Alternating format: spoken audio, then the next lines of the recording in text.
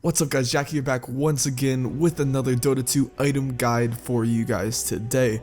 Today we're going to be looking at the item Infused Raindrops, which were implemented into Dota 2 in the update 6.87. Infused Raindrop is a passive, and it is a item that consumes a charge to block 120 magic damage from the damage instances over 50 damage.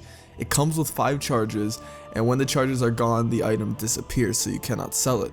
In other words, because I believe that Dota Buff does a kind of hard time describing what this item is, basically, every time you get hit with a damage source that is over 50 damage, so that being quite a few spells in the game, it will take away a charge, so it'll go down to 4 charges, and it will block 120 damage. So say you get hit by a spell that's, say, 150 damage, alright, magic damage.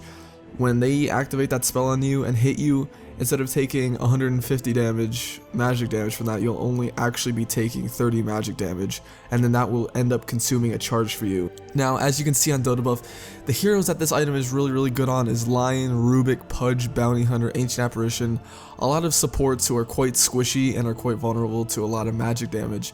So, supports, roamers are kind of your go-to for this item. So the advantages of this item is that it is absolutely phenomenal if you are playing against somebody in lane who has a lot of spammable spells that are magic damage. Now, instead of obviously, going through what item this is good on, I'm going to be going into what items it's good to get if you are against this hero.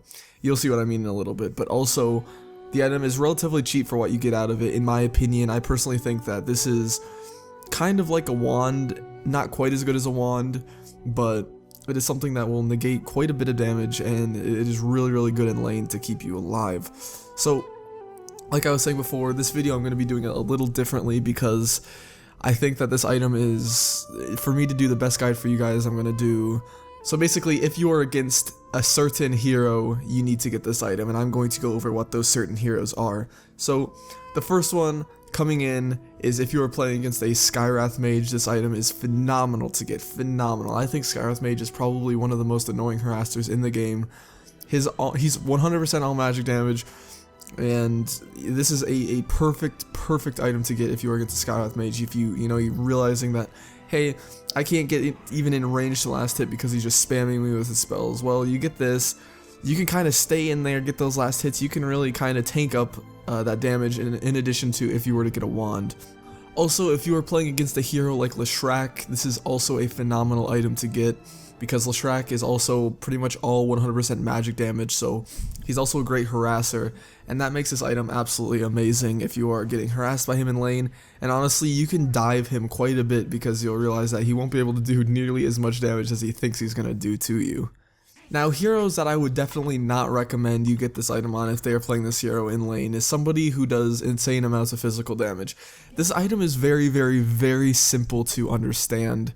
If you know the basics of Dota, you understand if you are against a magical hero, then this item is going to be amazing. If you are against a physical damage hero, a pure damage hero, this item is going to be terrible and actually literally useless. So, for example, as you see in the clip here, Lifestealer will just shred apart this Vengeful Spirit because, well, quite frankly, Lifestealer doesn't really have much magic damage, so that's kind of useless, and the Venge just gets ripped apart and can do absolutely nothing about it.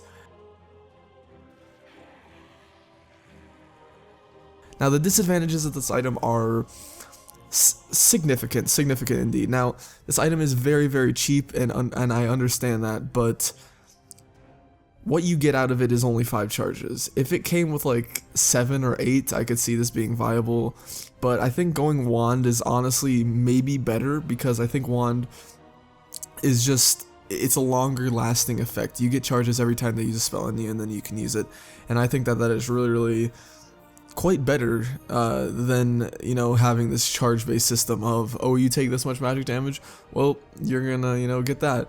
Also, if you are playing against a lane that has insane coordination, you could have somebody use their magic damage spell on you and then have somebody else use it right after, because there is actually a cooldown. The item just is it's not situational. I mean, it is in the sense of, magic damage heroes or not, but mainly just I think there are other items out there that are actually better, and if you look on Dota Buff, the stats really do prove it. Not many people get this item, and you know, that's just a fact. So that's it, guys. Thank you so much for watching. I hope you guys all enjoyed. Be sure to like this if you want to, and check out the other series in this playlist. As always, I'll see you guys later. Peace out.